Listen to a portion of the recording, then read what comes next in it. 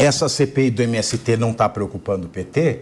É claro que está. Você viu o PT está se ardendo, porque o presidente da...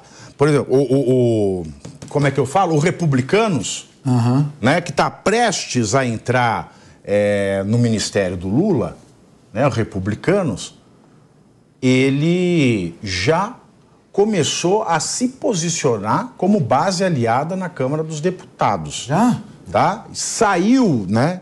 Eles têm saído da CPI do MST e com o intuito de manter uma boa imagem com o Planalto, ele, de fato, retirou 2 deputados da CPI do MST, o Messias Donato e o Diego Garcia. Os 2 vinham exibindo perfil combativo no colegiado.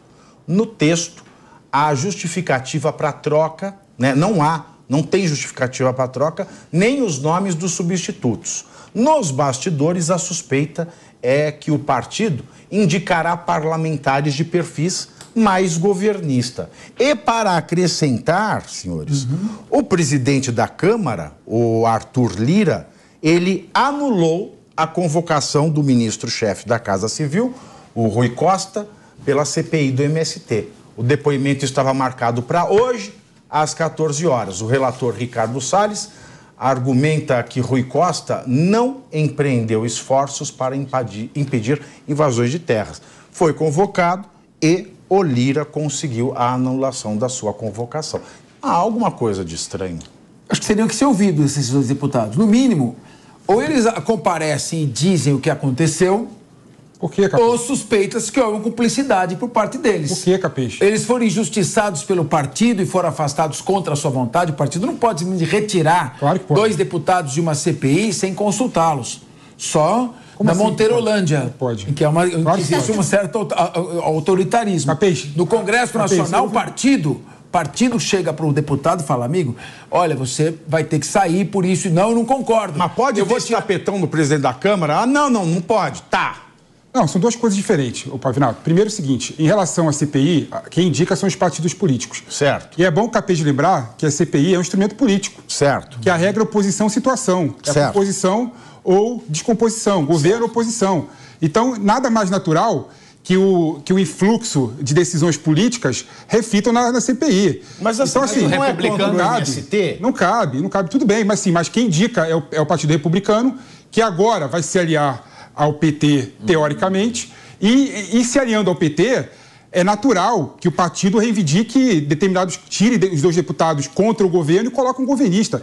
Isso faz parte da democracia. Eu sei que faz parte, agora, mas isso não mostra dá para chorar. Que o PT tem interesse. Claro que tem interesse no MST. Claro que tem interesse no MST. Claro que tem interesse na CPI. Não é só isso. Óbvio que tem. Não é MST. Tem. Agora tem, com certeza tem. Então é isso. O MST é um movimento. O que me chamou a atenção foi o desrespeito com aquela moça por parte dos deputados, gritando e ridicularizando ela, impedindo ela de prestar depoimento. Isso é um absurdo. Isso aí é um desrespeito. Que a CPI é para investigar. Concordo contigo. E o presidente da CPI, Coronel Zucco, eu já falei isso para o senhor tem poderes que o regimento interno dá que o senhor não está usando. Tem que garantir a palavra de quem está falando. Capês, deixa eu só terminar o que eu ia falar. Felipe Monteiro não faz aqui. Não, só acabar que está falando, que você entrou no meio aqui do que estava falando.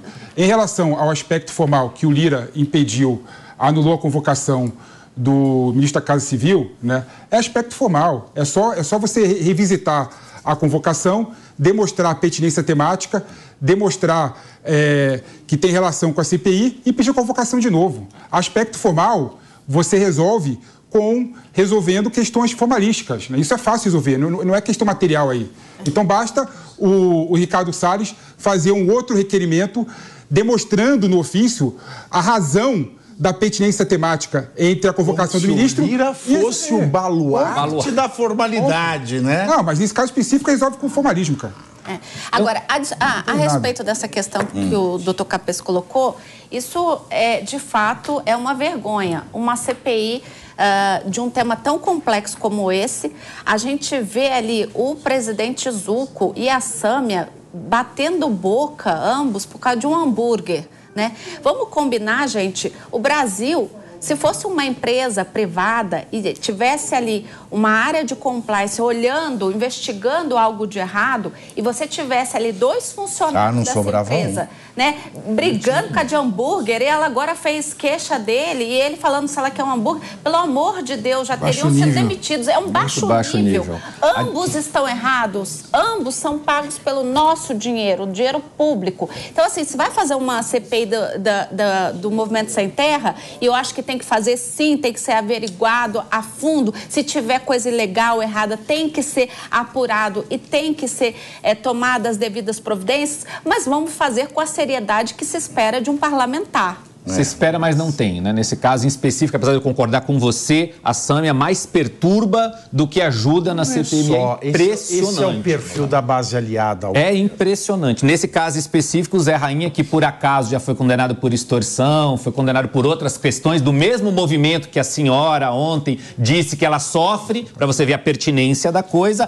é quem garantiu votos para a própria Sâmia, que estava lá perturbando. Exatamente. O Republicanos, no caso, voltando no tema do Republicanos, eu acho que o Felipe aqui falou o que eu ia falar. O Republicano já abarcou dentro do governo do PT e está fazendo aquilo que o PT quer, que é trocar 2 nomes importantes de peso, que vão mudar toda a composição da CPI, porque na hora da votação desses requerimentos que o próprio Felipe Monteiro disse que são possíveis que o Ricardo Salles possa voltar a fazer, na hora de votar a aprovação desse requerimento, que é a convocação de uma autoridade, precisa ser aprovado. Agora, com 2 nomes que o Republicanos tira, que eram mais pró-oposição, e ele vai colocar provavelmente 2 nomes mais pró-governo, não passa mais esses requerimentos, um Rui Costa da vida não vai ser novamente convocado à CPI. Olha que interessante o movimento do Lira tirar justamente nessa troca de 2 parlamentares. E ainda tem gente que não insiste em ver que... Vem, meteoro! Vem, meteoro! Gente, vem meteoro. E acho que, segundo o Felipe Monteiro, o meteoro caiu na casa daquela testemunha lá. Para justificar o... Não falei isso não, Capês. É gente humilde, até a sua Siri não fica quieta. É o Chico de... Você pode reduzir o argumento só para fazer o seu ponto, né? A única forma de fazer seu ponto é falar, caiu o meteoro. Eu não faço isso nunca. Você acabou de fazer. A única forma... Eu falei que tem vários. Não, ele acabou de... Você acabou de ser vítima da sua própria armadilha. Desculpa, eu falei que tem vários. A única forma que você tem é isso. Você acha que tem coisa mais simplista que isso? Não, reduzir uma pessoa a isso? Não, Capês, o que eu falei... Você faz, inclusive, de uma maneira...